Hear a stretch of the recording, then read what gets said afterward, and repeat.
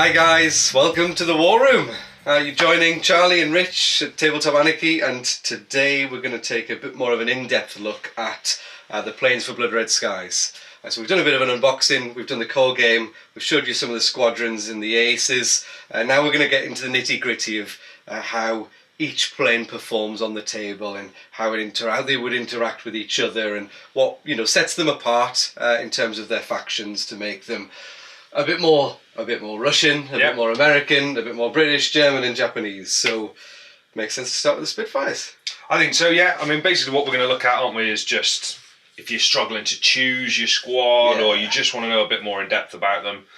Yeah, absolutely. I think this should be a helpful video for most people. I'm sure it'll probably end up with me deciding which one I'm going to pick. So it seems fair to start with the British. I think so. Start with them, front and centre. This guy's probably the most generic plane, but I wouldn't underestimate it either. It's got a good sort of spread of speed, manoeuvrability, firepower. The firepower is obviously a single one, but we're talking early war still. It's going to be in the lower scale of firepower.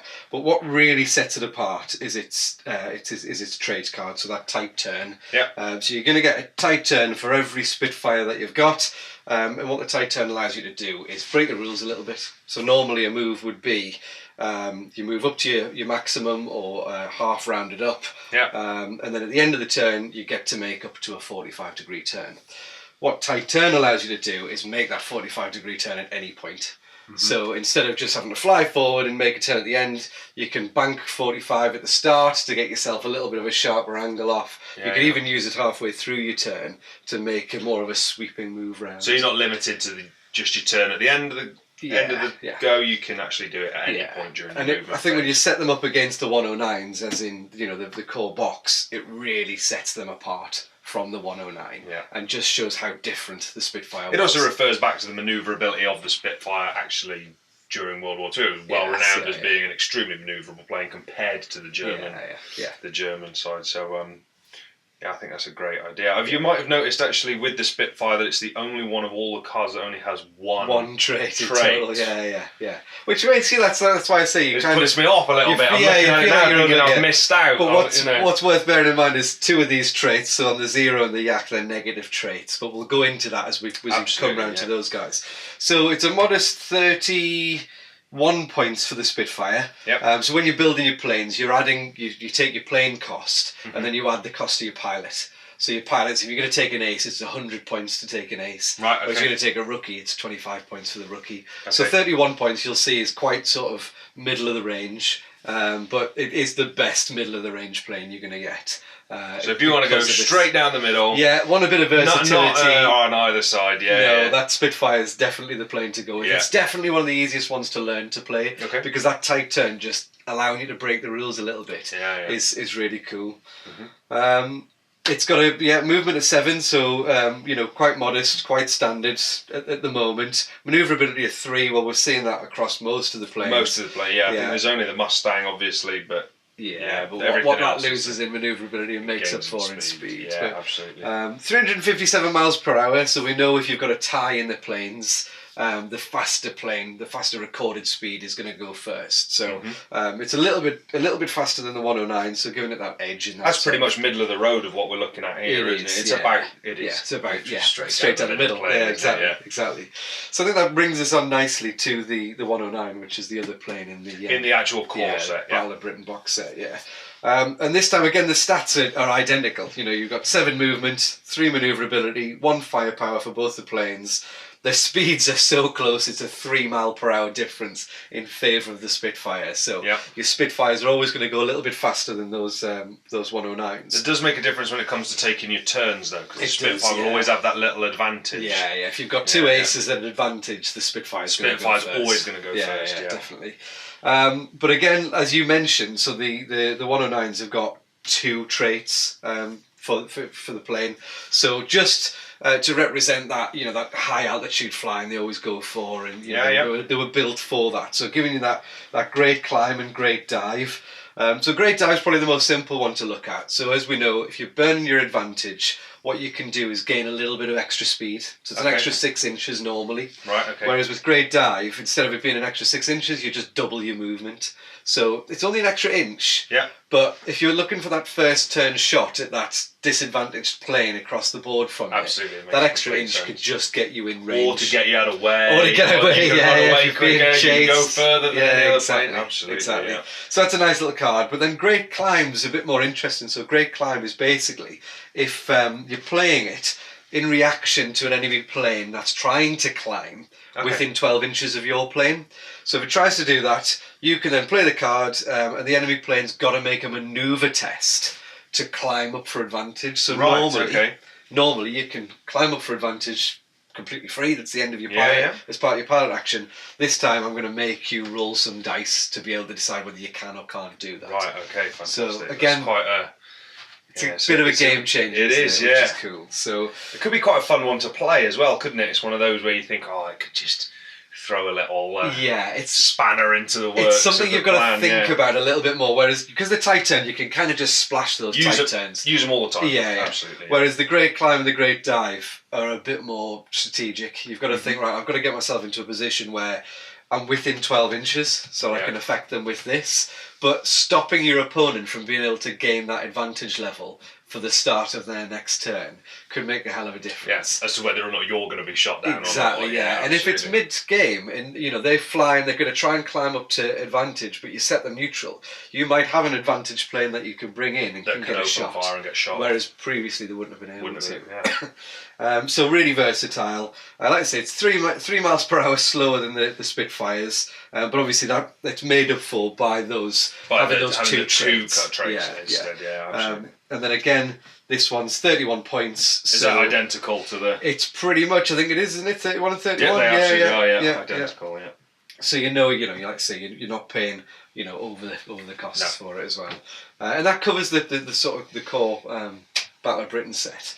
I don't know where you want to go next. Should we go Europe? Well, let's go with the Mustang. Yeah, I think the Mustang's definitely one of the most interesting planes. It's one I'm very excited about. Yeah, it is all force. We're just going for it today. It's a typical Mustang. It's all it is, we're just going for it. Yeah. So, excuse me. So it's got a massive 9-inch movement. So straight away there you're getting an extra 2 inches on pretty much all the other planes that are out so far. It drops its manoeuvrability to 2, making it's more difficult for it to avoid incoming fire. So what difference is that going to make to the actual gameplay when you play with a manoeuvre of 2? Where am I going to lose out? You're just going to lose a dice. So let's say you're making a manoeuvre test with that. Let's say with a 0. Yep. So you'd be rolling. Let's say it's an ace. So you're going to get 5 dice for your ace, and then you get 3 dice for the manoeuvrability of the plane. You're looking for a single 6. Okay. So nice, loads of options, loads of chances there. The Mustang, again, you could have an ace with 5. Ace with 5. Yeah, 2. It's got 7 dice. Yeah. So looking for a 6 on 7 dice, it's not unrealistic. But if you had a rookie, exactly, you're looking really you're down to 4 dice. Yeah. Whereas that can make a big difference. So a rookie 0 is going to be on 5 dice. Yeah. So minimum is going to be 5 dice for its manoeuvrability tests. So it will make it more difficult for the Mustang to get out of the way. And get away Especially if you're really unlucky with your dice. Exactly. I couldn't take. I say I couldn't take Mustangs, but they make up for that in that sheer raw speed and firepower. Absolutely. And speaking of the firepower, we touch on the fact that it is firepower 2. Yeah. So all of a sudden, whereas the Spitfire and the 109 have been 1 single dice. Yeah. So add the single dice to your pilot skill. Now you're going to add 2 dice to your pilot skill. Yeah. And there's a couple of doctrine and theatre cards where you can gain another dice. Sort of there's one superior armament, which gives you another dice to use. So you can keep bumping that up and bumping that up. So it'd make it pretty lethal then when you're being tailed by one. Yeah. Oh, and you can just it can literally close down that gap quite quickly. Yeah. Even more so because it shares a trait with the 109, which is Great Dive, which I said before. Oh, of course, which doubles its movement. Wow, that's going to be huge. If you've got an advantage Mustang first turn and you've got Great Dive in your hand, you can cover 18 inches. Yeah. Cover 18 inches of the table and close down. Close down that gap straight away and get those early shots off, which is which really plays into the advantage of the plane. The final thing it's got is deep pockets. Deep pockets, again, each of these cards are a bit of a rule breaker. So you're playing it in reaction to a deep pocket squad. So any squadron, which is obviously the Mustangers, it's got deep pockets. Receiving a boom chit. So we know you take boom chits. Once you've got more boom chits than planes, game over. Okay. So you take a boom chit, you play this card, the boom chit is disregarded. You just completely disregard that boom chit. You can only play it once. Yeah. It's removed I've from noticed, the game. it says remove as opposed to discard on the others. This one says remove, so you can only play this once. You can't do this again after you've used it. Okay. And the way it works, so when you've got 2 plane traits, so 2 positive plane traits on a plane, and you take 6 planes, you don't get 6 deep pockets and 6 great dive. You split it 50-50. Yeah. If you've got 5 planes, obviously you decide which one you're going to take 3 of and which one you're going to take 2 of, so on and so forth. But so let's say we're flying with 6. You get 6 in the squadron. You're going to get 3 great dive and 3 deep pockets. Yep. Which it's a great card, but if you only got 3 in the deck and you're losing them all, you lose a couple of options, but at the same time it's great to be able to just say, I don't want that boom chit. I don't want that anymore. Yeah. And I think that pretty much covers the Mustang. I mean, it's an expensive card, though, isn't it? It's a very 46 points for the basic. 15 more points than. You're probably not putting a lot of veterans in there. You get away with you probably get away with a single veteran and then some 3s and a 2. Whereas with the cheaper planes, you're going to get. You can obviously put a bit more. So you can gain more experience and more dieback, but lose out on the speed against these. So it evens it out a little bit. It more. does, I do. And they're great. They're great to fly against the Zeros because it's a Pacific Theatre. P-51s. They did have a long range squadron of P-51s that they would fly.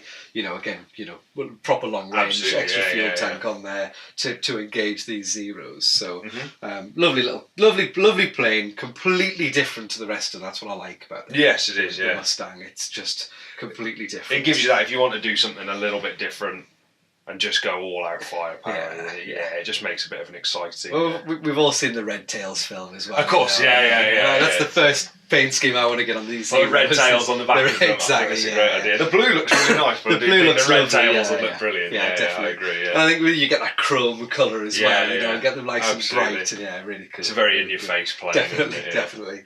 And I think it makes sense to come across to the Zero. Absolutely, Pacific Theatre. Absolutely. I mean, they were going up against one another. Exactly. So the Zero again shares a trait with shares some stats with the Mustang in the sense that it has got 2 firepower. So they were a nasty little plane to come up against. Yeah, absolutely. They still had the manoeuvrability. They still had a decent speed, but they also get tight turn as well. So that tight turn allows you to get into a shooting position a lot easier than just making absolutely, and it gives you that whole that's the sort of chalk and cheese difference between the two, isn't it? You've got one that is extremely manoeuvrable and one that is just flat out fast and powerful. And I think, like I say, gaining that extra manoeuvrability against the Mustang, chucking in a tight turn as well, means you've got that. You've just got that. They're such agile planes, but it does come at a cost. So you'll note that we've got a trade card. So a red card. What's the... so vulnerable. So the way the negative trade cards work is they're always active. Okay. So it doesn't go into your deck. You only get one if you've got a squadron. You don't need more than the one card. But you always have it in play, so it would stay in play on the table, for the whole of the game. Right, okay. Sort of game. And this one's really, really nasty. So you're playing it whenever a vulnerable plane is being shot at. Yeah. So any Zero that gets shot at, that card comes into effect. And what it does is it just adds a firepower to your opponent's dice pool. Wow. So when you're going against those Mustangs, they're firepower at 2. They're going up to 3. Yeah, and as I said, you can throw in a theatre card and a doctrine to bump that up again to 4 dice. Wow, that's... that is a nasty little card. That one is, and that is always in play for every single time a Zero is basically under attack. Yes, Wow, so that is, that's where things like the tight turn and the manoeuvrability really come into effect for the Zeros. There's a lovely trait. One of the traits, I can't remember if it's a theatre or a doctrine card, that allows you to play it when you're being shot at, and allows you to make a 45-degree turn before you're shot. So if you've got a Mustang that's coming down behind you, it's an ideal card to play with the Zeros. To just take that shot on your side instead of your rear, or just to give you that extra few dice to take a deflecting shot rather than a shot on your tail. Absolutely, but lovely plane. Again, because equally expensive though, that isn't it? It's a little bit more pricey than the likes of the 109, the Spitfire. It's a little bit very close to the Mustang, close. though, isn't it? It's 46 for the Mustang, 42 for the Zeros. Even with vulnerable, with vulnerable, it feels a little bit heavy, but it does have that extra firepower. Absolutely, and that manoeuvrability. Coupling that with the tight turn and stuff just makes it. It keeps them very even as well. It just gives the Zero a bite. You know, which is where they were dangerous. Nobody liked to go up against them, and certainly in the numbers that they would. So, it's a lovely little plane, and I think it leaves us last but not least the poor Yak 1. The Yak 1, yes. So again, very early war, very early war plane. And what I love is as you look sort of over these planes, and we get the camera angle that shows you just how different the profile of each of these planes is. And the only two that I think are slightly similar is the wings on the Spitfire and the Zeros are comparable, I would say, but still everything looks very different. And even from here, it's very distinctive. You can see, can't you? That you can tell it's from miles away, can't you? You know exactly which one's which. Exactly, so they were sort of iconic at the time, weren't they? You could tell them back then, and now you can really see it in the models. They haven't just. It's not just a bunch of models that all look the same and in a different colour. They really are. I'm looking forward to sticking a Mosquito and a Hurricane in here and just showing again how it won't be long. Wow, so I think I'm led to believe it's going to be within the next sort of 6 months or so. Oh, good. So it's nice to know that there's stuff coming through. You check out on the Blood Red Skies Facebook page, and there's been some posts about some of those planes coming. To see them when they come out. So if we come to the distracted, Yak, so the Yak, you get distracted. So the Yak again sharing stats with the 109s and the Spitfires. So again, if you play in European theatre, it helps to know that all the planes are fairly well balanced. They are. I mean, it is the slowest of the three, isn't it? It is. So you're always going to be taking your turn last. But what I did know is it's cheap. It is cheap, it's very cheap. That's cheap. But it's very cheap because of this negative plane. So we've got another negative card over here, which we've already seen, one with the Zeros. What's this one for them? Poor quality. Sounds a bit harsh. Well, that's why it's so cheap, isn't it? Yeah. It was quantity over quality as well, wasn't it? With the Soviets. A lot of it was with the Soviets, absolutely. No different with their Air Force. So the poor quality only really comes into play at the start of the game. So when we roll off to determine the altitude, like the advantage of the plane, so whether you're advantage, neutral, or disadvantage, you're always taking a -2. So you're never going to start a game advantaged. Wow, you're always going to start neutral. More often than not, neutral at your absolute best. Wow. It's you're talking 1 out of 3 you're going to be neutral. 2 out of 3 you're going to be disadvantaged. Every time. Wow, they needed to be cheap. So they did need to be cheap, But again, they get the old tight turn.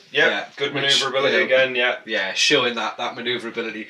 Again, early war it was quite a big trait to the planes. Those dogfights, especially after you look back to sort of World War One and the dogfighting that would go on there, and it was all about manoeuvrability was and key, getting away, and dancing around each other and chucking extra few 100 miles per hour on the planes and so on and so forth. And it still becomes relevant, but it becomes a lot more dangerous when the planes are a bit more a bit more manoeuvrable at that speed. And as we've said, it does share manoeuvrability of 3. So that with the tight turn just keeps that plane out of harm's way for many. Firepower of 1, so fairly comparable. Matching the 2 in the European. And then it's still got a movement of 7, albeit it is a little bit slower than the other European planes. So you're always going to be able to move the same distance. You're just going to be able, pretty much, you're going to be doing it after unless you are in any way in an advantage position. You'll always be doing it in seconds, but. Maybe you can be reactive rather than proactive. That's it, and that's where you can. It's another trait as well, isn't it? Definitely. And I think that's where you chuck in the theatre and doctrine cards to kind of balance that out. So it shows you gives that ability to sort of say, well, I know I've got a slow plane, so I'm going to take these theatre and doctrine cards to just make that less of a penalty to me and balance me out all of a sudden. And if you do that, you've now got a cheap plane with tight turn, same stats as the other European planes. and the fact that I'm a bit slow is not really that important. Well, if you've got the numbers, you could get one plane to put it into a position exactly. to allow a friend or another wingman to come and take the enemy out. So we've seen that can play it with multiple.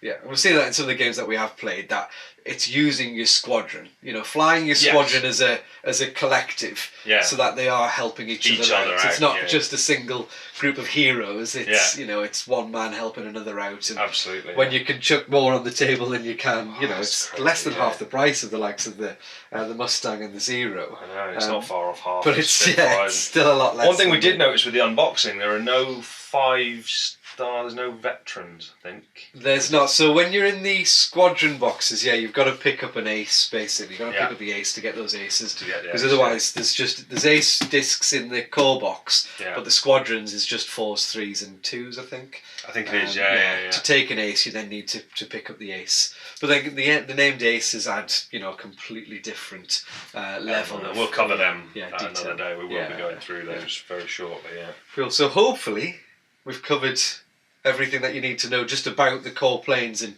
how they are different. And I think it just does go to show they are very different. There's pros and cons to each, because I thought going into this, I would go, I know exactly which one I'm going to come out at the end of this one.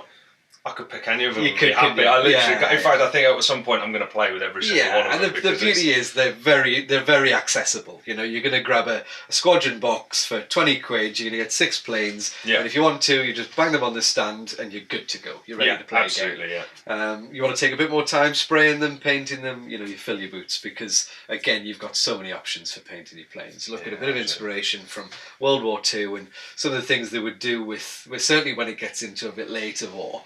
And the insignia that they would throw on the sides of planes and stuff. It was just, you know, it's great fun. And even the different paint schemes and things like the Spitfire had for when it was fighting over sea as opposed to over land. My favourite one's the Recon Spitfire. So they would fly at sort of what do you call it, dusk, where it's that pink sky, and they paint them pink. Paint it pink. Pull all the armament out of it, strip it down, paint it pink. So when you're flying at dawn, you can't see it. I think mine is the camouflage. I'm not sure I'm going for the not going to go for the pink. No. But then you've got the night camo as well, so you can go with really dark colours, which is again something very different to the standard sort of brown and green of the Spitfires. So you've got. You've got a lot of choice with all of them, haven't you? Even the 109s have got some options. So if anybody who thought they'd come to this video to help choose, which one they're going to choose, we probably made it even worse. And possibly just have one of each. Six of each. I think I'm the same as you. I've got the core set, and I keep thinking, I want to do British, because I've bolt action. I've never done British. Right. Okay. So I think, I'll give British a go. Doing this now. But then I'm a German player through and through, and I look at the 109. It's such an iconic plane, and the traits are good. It's a little bit more strategic to play than the Spitfire. Spitfire's a little bit more forgiving because that tight turn. Tight turn to start with, absolutely. But then, like I say, you can't ignore the red tails. Yeah, exactly. I know, The Zero. Imagine Cuba Gooding Jr. in his plane, you know, and then you've got the Zero. And I'd like to have a go with these and just have sheer numbers. Yeah, and just fill the board with plays. Yeah. So look, if you liked it, like it. Subscribe to the channel. As well, drop some comments about your favourite plane, which one you think you're going to take. If you've made your mind up, or if we've helped you decide, let us know in the comments below. Or if we've made things worse. Let us know. If you want some more details and you want us to go into a bit more detail about the planes and maybe squadron composition, just let us know in the comments box below, and we'll see what we can do. Perfect. But for now, cheers. Thanks very much.